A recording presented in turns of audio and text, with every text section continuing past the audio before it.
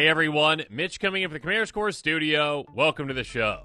So on today's episode, I've got an exciting one for you. We're going to be talking about some Commander archetypes, the best budget commanders for under $5. Let's jump into it. And first up, and these commanders are in no particular order, and of course there is a card list link right down there in the description below. We've got Veyran, Voice of Duality, a 2/2 Efreet Wizard for 3 mana in Izzet. Whenever you cast or copy an instant or sorcery spell, Veyran gets ++1 until end of turn. But more importantly, if you casting or copying an instant or sorcery spell causes a triggered ability of a permanent you control to trigger, that ability triggers additional time. This one is under the archetype of Spellslinger, and my goodness, are you going to be slinging some spells. You're going to be getting a bunch of other things in play that have some Magecraft triggers, or just, hey, whenever you cast an instant or sorcery trigger, not necessarily, including the copying, which is lovely to include the copying, and there's so many ways to go infinite with that. That being said, being able to just go, hey, extra value for when you're casting the spells that you want to cast, basically your entire deck, you're going to get a lot of value out of that. And this, of course, again, is basically a Spell Harmonicon type commander, doubling up on those effects. It's absolutely insane. So yeah, if you're looking for a very solid, very powerful commander that is less than $5 itself, and you can build a very budget-friendly deck around it that is spell-slingy, make sure you look no further than this one. Pick it up and build around it.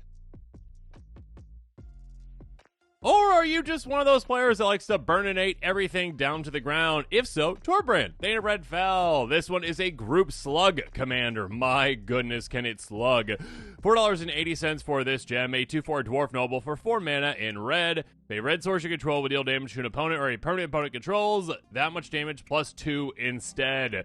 Basically turns all your tiny little pingy effects, even like your little 1 damage ones, into lightning bolts, which is absolutely crazy. So yes, just get a lot of different effects out there that dish out damage after damage after damage after damage. Even, yes, sometimes to yourself as well. Again, it is group slug. You're going to be hitting yourself too.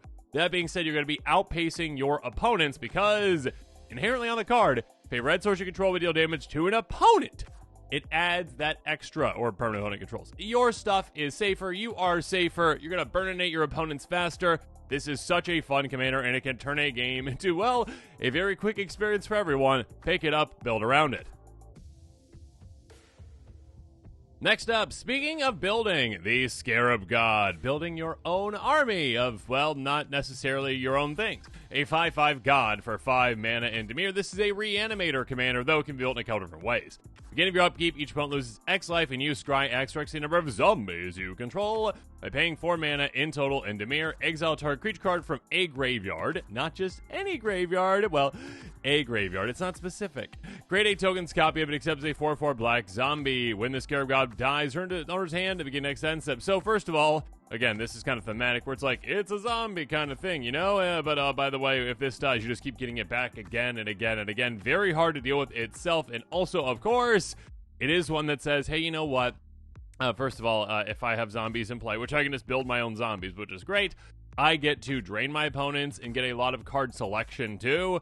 That being said, I also just get to steal creatures from anywhere. Anywhere. Doesn't have to be my graveyard, could be my opponents as well. So yeah, a great reanimator commander that really benefits from, well, board wipes, from edict effects, from milling, from mass milling, from self-milling, all the kinds of milling, or even some certain tutors that can get things right in the graveyards, like Entomb type effects. So yes, go get the best creatures out there. Yeah, they're just limited to being 4/4s, which sometimes can actually make them larger than they were initially. That being said, all their effects are yours. And of course, the more zombies you have in play, the better. A great reanimator commander, incredibly powerful. Pick it up, build around it. Next up, though, let's go in a different direction with Damia, Sage of Stone. My goodness, such a powerful and often forgotten commander. $4.74 for this 4/4 Gorgon Wizard with Death Touch for 7 mana in total in Sultai. Skip your draw step. That right there just stops some people in their tracks. Like, you know what? I don't want to do that. Too bad. At the beginning of your upkeep, though, if you have fewer than 7 cards in hand, draw cards, you'll have a difference. Oh, yeah, that makes up for that. Here's the thing. Yes, this is a 7 mana commander, but my goodness, is it worth that? And of course, you're in green. You got plenty of ways to ramp efficiently and effectively with lands. Do so, get this out, and just get all the value in the world. This is a value-centric discard commander, self-discard, and there's a lot of ways to take advantage of that. being able to just go, okay, I've got my free discard outlet in play, whether that's a certain Phyrexian Imp, maybe Scourge Familiar, that gives you a lot of value for discarding those cards, maybe even free mana. You can actually just go, okay, yeah, here we go. All right, get him up, keep cool. I'm going to discard down. And all of a sudden, I am down to 0 cards. Oh, now I'm back up to 7. I just drew a whole new brand hand. It's so nice getting a brand new hand. It's going like, yeah, you know what? I'm just going to use this for whatever I want to use it for. You can get value again out of discarding. You can utilize things that are like, hey, you know what? Double up on your card advantage, like a Teferi's Ageless Insight. And all of a sudden, you're like, oh, I drew 14. Oh, I've got a Psychosis Crawler in play. I can drain my opponents. If you have that, don't go down to 0 cards in your hand, though. Anyways, being able to just go, all right, brand new hand, brand new hand, brand new hand. All the value out of that, again, utilizing things out of your graveyard in certain ways too. Such a solid commander. Value town, pick it up, build around it. Next up, now, over the years, Wizards has pushed commanders more and more and more and more, and yeah, this one stands out as one that is particularly pushed, a Shalai and Hallar. Well, it's a crazy commander that is on here for 2 separate archetypes, I'm going to say, counters and also combo. And when it comes to counters, I mean +1/+1, not like, hey, counter that spell. Yeah, you're a Naya, you can't counter that spell. I mean, eventually, I'm sure they will, because green gets everything. Anyways, 3/3 Angel Alpha Flying and Vigilance for 4 mana in Naya. Whenever one or more counters our opponent creature controls, Shalai and Hallar deals that much damage to target opponent. Yeah, that is just incredibly powerful. Absurdly powerful. Again, you are in 3 fantastic colors for counters, and all of a sudden it's like, okay, yeah, if I just get any kind of counters on my creatures, just from anywhere, anything, whatever, again, any +1 counter types, I'm just going like, okay, get more with proliferate effects, get more with just extra effects, get more doubling effects, and all of a sudden you're just dishing out 10, 20, etc., etc., etc. damage to an opponent's face. Of course, you also have damage doublers, damage triplers. You can also just give this life gain to just gain life too. And of course, yes, there are insane combos. Actually, there's kind of an insane amount of just 1-card combos with this already, which is like, yeah, just have that in play, and all of a sudden I get 1 counter on it. And by the way, yeah, you all lose. Goodbye. It's super easy, super simple, super effective, and super push. Thanks, Wizards. But yeah, if you're looking for a powerful commander that can command 2 different archetypes, again, counters and combo, pick this one up. Next up, if you're looking to potentially lose your friends with this archetype, Theft! Memnarch, a 4/5 Ledger artifact creature wizard for 7 mana. For 3 mana in total in blue, target permanent becomes an artifact and other types. And if that was it, this would be a very weird commander that would not see play anywhere, but it is one that also has pay 4 in blue, gain control of target artifact. So being able to just go, okay, yeah, that's an artifact, and now it's mine. For 7 mana in total. Yeah, that is super deadly, super incredible. Of course, you can also reduce that cost even further. You can use something like, oh, I don't know, Training Grounds to go like, hey, yeah, your abilities cost 2 less mana, basically. And then ascend, yeah, like your generic mana, like, costs, that first one's still going to cost 2, but, like, your next one's going to cost just 3 instead, or 2 instead, I should say. And then all of a sudden it just costs, like, oh, I don't know, like, 4 mana instead of 7, so you're just getting a bunch of savings and stealing a bunch of things for very cheap. And of course, if you literally just focus on ramping and ramping and ramping and ramping and ramping, yeah, you can basically just build this commander with just like all mana rocks if you really want to, and it can be a very effective commander. And you can just steal all the things. Of course, there's other ways to turn things into artifacts as well. Yeah, this is an insanely powerful and insanely infuriating commander. This is one where it's like, okay, before you build it, probably ask your playgroup if they're okay with this kind of a commander, because yeah, it is just straight up theft. That is just all you are doing, is just stealing all of your opponent's things. Very easily, very simply, very effectively. Your game plan is just stealing. That is all you are doing. Very powerful, though. Pick it up and build around it if your friends are okay with that. Moving on, Selvala, Heart of the Wilds, a 2/3 Elf Scout, a big mana commander for 3 mana. In green. Okay, I mean big mana as in the archetype, not big mana as in this costs a bunch of mana. No, it's very low to the ground. Whenever the creature enters the battlefield, its controller may draw a card if its power is greater than each of the creature's power. Though this can apply to your opponents, it pretty much will never. By paying green, you can tap in at X mana any combination of colors or X the greatest power among creatures you control. This one is about big power creatures, yes, but more so about big mana. You can just go, okay, I've got a big creature in play. Cool, with a lot of power. Awesome, good for me. All of a sudden, I tap this and get an absurd amount of mana. By the way, yeah, I can very easily untap it with a multitude of ways. I'm in green. I've got plenty of ways to untap creatures. I do so, and I get more mana, and more mana, and more mana, and more mana. And all of a sudden, I am just wiping my opponents out in absolutely no time with this big mana source commander. You can do some really incredible, amazing things, and again, get like 100 plus mana in a turn quite simply, quite easily.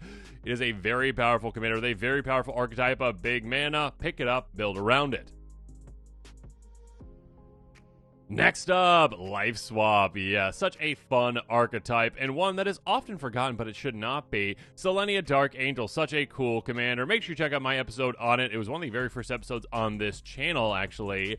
And yeah, excuse the 15 plus board wipes in the deck. You might want to tone that down just a little bit. I kind of learned a few lessons that, players typically don't like playing against. Board wipe, next turn board wipe, next turn board wipe. Even if it's the most effective way to build your deck, you know, board wipe.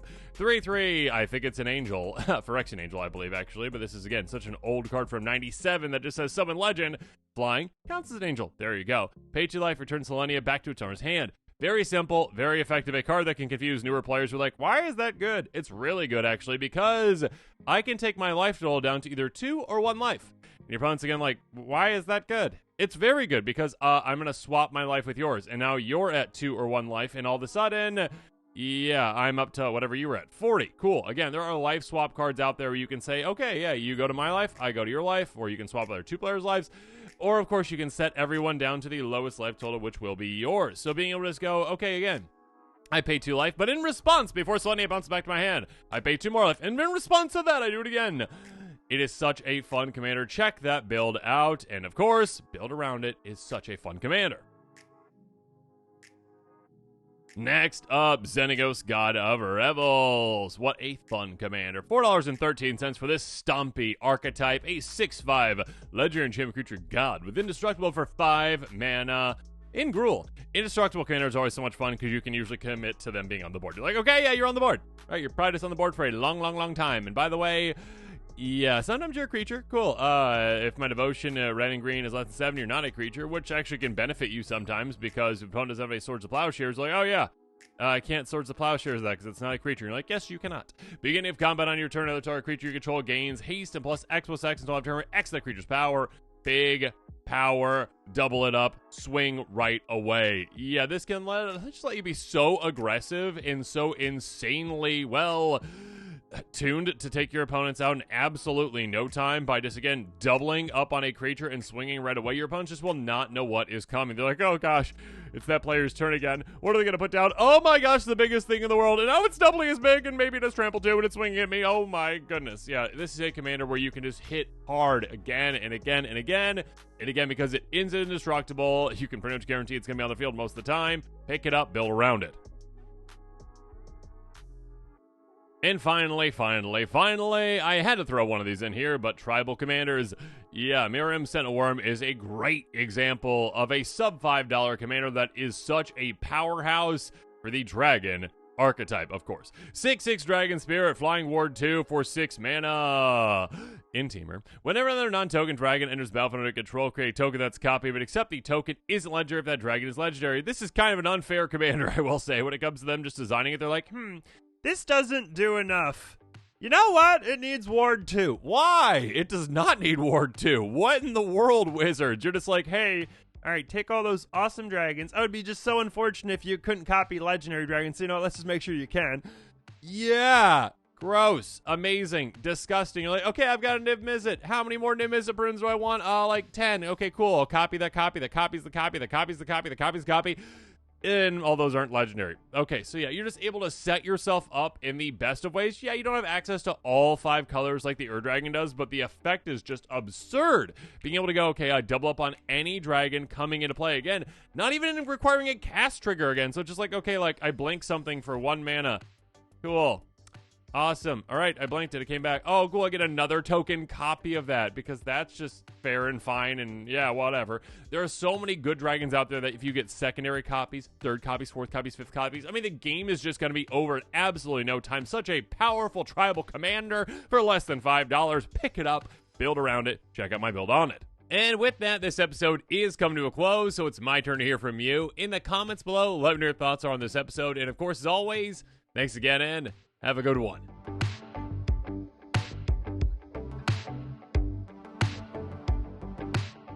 This show and episodes like this one are possible thanks to viewers like you. If you're looking for an easy way to help support this show, make sure that you like, share, and subscribe. Also, hit that bell notification icon so you don't miss any new episodes. You can also go check out our playmats and other merchandise at thecommandersquarters.com. Another easy way to support this show is with our TCG player affiliate links. So whether you're buying a deck or individual cards, you can use this general link right here or one in the description. And the final way that you can support this show is by supporting us directly by becoming a patron. There are many benefits to being a patron, and I truly couldn't do this without all of their support.